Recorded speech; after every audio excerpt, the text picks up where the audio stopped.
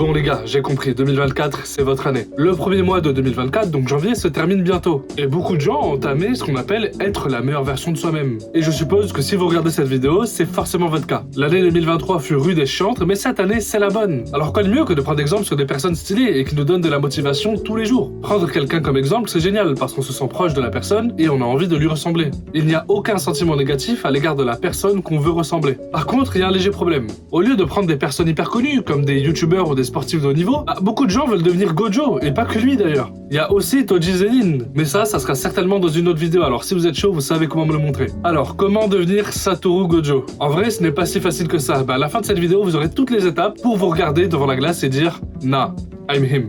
Et avant de vous donner toutes les étapes cruciales, prenons un petit instant pour connaître la personnalité de ce dégénéré et comment est-ce qu'il est devenu le Gojo actuel qu'on connaît jusqu'à la saison 2. Tout d'abord, Satoru est un mec qui a énormément confiance en lui. Il a tellement confiance en lui qu'il en devient arrogant. Et carrément, je trouve que ça fait un charme. Il est très confiant en ses capacités et il doit garder sa réputation de meilleur exorciste du monde. C'est la première personne sur 1000 ans à être née avec le 6e œil et l'infini, ce qui lui confère une source d'énergie occulte presque infinie. Satoru Gojo est considéré comme l'exorciste le plus fort au moment où il est né. Et dès qu'il est né, il y a déjà eu des primes sur sa tête. Il y a des gens qui ont appelé les Stars ou Fire, c'est parti. Par contre, il y a personne qui a réussi à les décrocher ces primes. Parce que quand tu vois un gosse de 6 ans qui marche comme ça et qui te met un coup de pression, c'est très bizarre. POV, tu dis ne joue pas au héros au douanier à l'aéroport. Par contre, cette scène, on dirait trop Hunter x Hunter, c'est pas possible. Regardez, on a un perso random d'Hunter x Hunter et Killua. Ne me dites pas le contraire. De par sa naissance, la facette du monde a complètement changé. Donc tu m'étonnes que le mec il se prend pas pour de la merde. Le mec il est tellement balèze que quand Sukuna lui dit qu'il va le tuer, Gojo il est là, il est en mode ouais, ça peut être dur, ouais, mais ouais, je gagne. Déjà, juste à l'époque, avec Geto, ils étaient considérés comme les plus forts. Et pourtant, Gojo maîtrisait uniquement des techniques bleues. Après son combat contre un mec qui n'a aucune énergie occulte et qui a seulement une arme maudite, quelque chose d'inattendu s'est passé.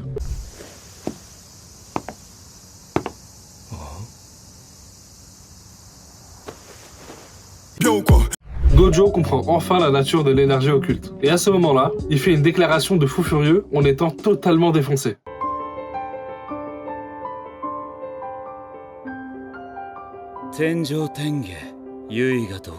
Il sait qu'il est ce mec, il le sait, c'est lui-même ce mec. C'est fini en fait. Le mec il va tout détruire, il a débloqué le sort ultime, le sort violet. Et certaines personnes peuvent trouver Gojo un but de lui-même, voire même lui reprocher d'avoir un god complexe. Moi personnellement, je pense qu'il a uniquement un complexe de supériorité. Et ça, il a le droit, il est totalement légitime. Le mec c'est littéralement le meilleur, tout a été placé sur ses épaules depuis qu'il est petit. C'est là où le god complexe il est faux, parce que Gojo il a énormément de projets. Premièrement déjà, il voudrait faire évoluer tous ses élèves au même rang que lui. Et deuxièmement, il cherche à détruire cette société qui est totalement corrompue et créer une nouvelle société où justement on pourra bien traiter les faibles. Par contre, son complexe de supériorité, il l'a depuis qu'il est tout jeune. Le mec, il subit énormément de pression, il est né dans la meilleure famille, il est fort, il est beau, il est riche, il ressent plus la peur, il ressent plus le danger.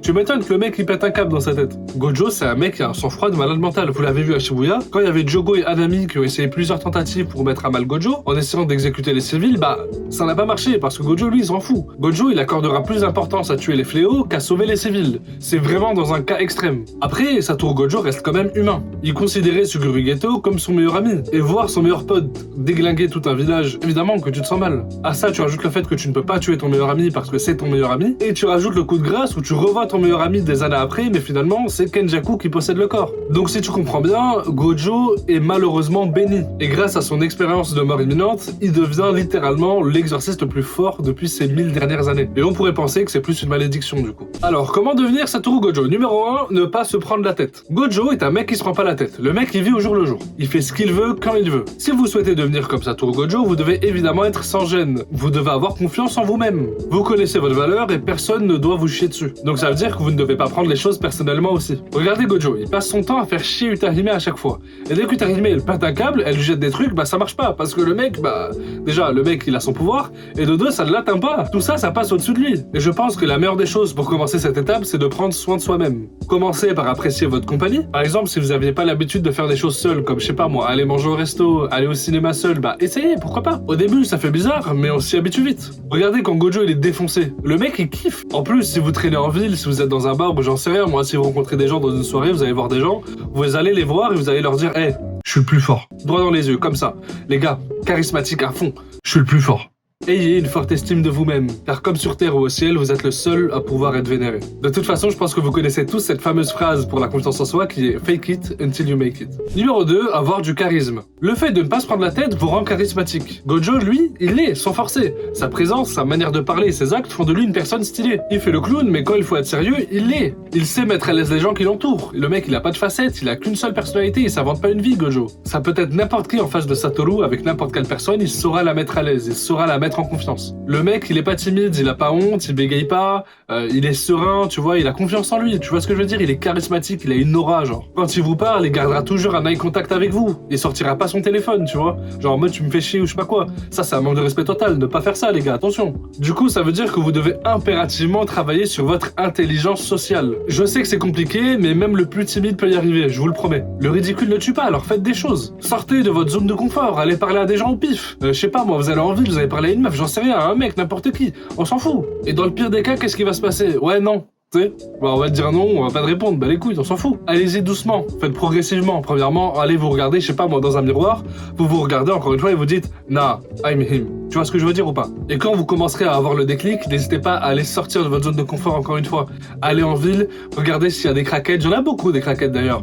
Tu vois, ils sont là, ils cassent les couilles aux gens, t'arrives, t'enlèves ta veste, tout le monde est impressionné, tout le monde sait ce qui va se passer, t'es calme et serein, les gens ils vont dire « Hey, qu'est-ce que tu fais ?» Tu les regardes, tu mets ton bras comme ça, tu fais « Nah, I'd win ». J'appuie vraiment sur le fait que Satoru Gojo est un personnage qui est très calme et très serein. Que ce soit une situation dangereuse ou stressante, Gojo Satoru trouvera toujours un moyen pour élucider le problème, tout en restant positif. C'est pas parce qu'il est né avec un pouvoir incroyable qu'il en devient une merde, si vous voyez ce que je veux dire. Numéro 3, l'amitié. Ok, Gojo c'est un mec individuel qui peut tout faire tout seul, mais il s'arrête pas à ça. Gojo c'est quelqu'un qui priorise énormément l'entente entre plusieurs exorcistes. Vous croyez que c'est pourquoi qu'il a mis Yuji avec Todo? Il savait que ça allait coller. C'est un peu comme Muzan dans Demon Slayer, je vous explique. Muzan, lui, pour créer son armée, il va choper des gens au hasard qui ont des problèmes mentaux dans la vie, les mecs sont totalement dépressifs, ils sont totalement sociopathes, et il leur propose de travailler pour lui. Eh bien, c'est la même chose pour Gojo, mais en positif quand même. Gojo veut aider les personnes qui ont subi énormément de problèmes et de tragédies en les faisant devenir exorcistes. De 1, ça leur permet de trouver un nouvel objectif dans leur vie, et de 2, il les entraîne à devenir meilleurs et à devenir plus forts, pour peut-être qu'un jour, ils puissent l'égaler en termes de puissance. Donc faites du sport avec vos potes, ayez une sorte de compétition positive, je sais pas moi,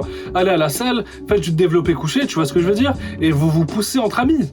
C'est hyper sain. Comme ça, vous pourrez progresser tous ensemble, main dans la main. Et parfois, c'est possible que vos potes soient totalement à la ramasse. Donc n'hésitez pas à les regarder droit dans les yeux et leur dire ça leur remettra un petit coup de boost. Je vous le garantis que c'est vrai. Donc si vous appliquez ces 3 étapes dans votre vie, on peut dire que vous êtes pas loin du niveau de Gojo. Moi, personnellement, je suis plus Team Toddy. Et si on a certains dans ce cas-là, n'hésitez pas à me le dire dans les commentaires. Peut-être qu'on pourra faire un projet Toddy. Merci à vous d'avoir regardé cette vidéo, j'espère qu'elle vous aura plu. Moi, honnêtement, j'ai kiffé la faire. Merci à ceux qui me soutiennent, comme toujours. Je prends toujours le temps de répondre à vos commentaires, c'est toujours un plaisir de vous lire. Et tous ceux qui veulent discuter, n'hésitez pas à rejoindre mon Discord, tout est dans la bio.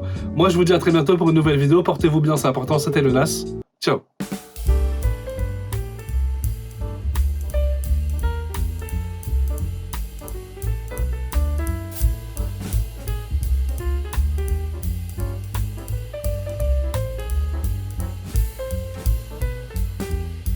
Ayez une forte estime de vous-même, les gars, évidemment, parce que comme sur Terre comme au ciel, vous êtes le seul à pouvoir être honoré. Coupé.